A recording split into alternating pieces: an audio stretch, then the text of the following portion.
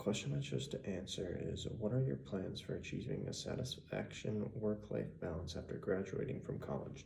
Based on the research in Chapter 14, the role of worker section, how realistic do you think your goals are? Be specific when referencing the research in Chapter 14. Since I am in school to become a nurse, I feel that my job compared to others allows for an easier work-life balance depending on where I end up. My plan to achieve this work-life balance is either by working at 4 8-hour shifts or 3 12-hour shifts during my work week. This will allow me to spend time with people I care about and be able to have time for activities such as running outside of work.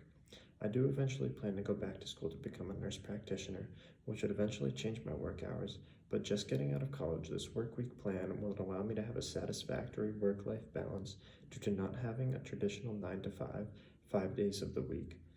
When I eventually have a family of my own as well, this will allow for time spent with my family and not get stuck at work every day of the week.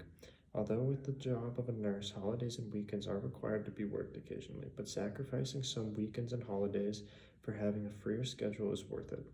Based on the research in Chapter 14, I do believe that these goals are realistic.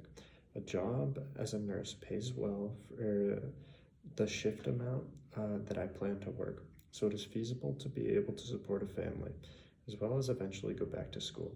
The lower work hours can result in higher pay than a 9 to 5 office job, so this allows for time to be free while maintaining a supportive salary.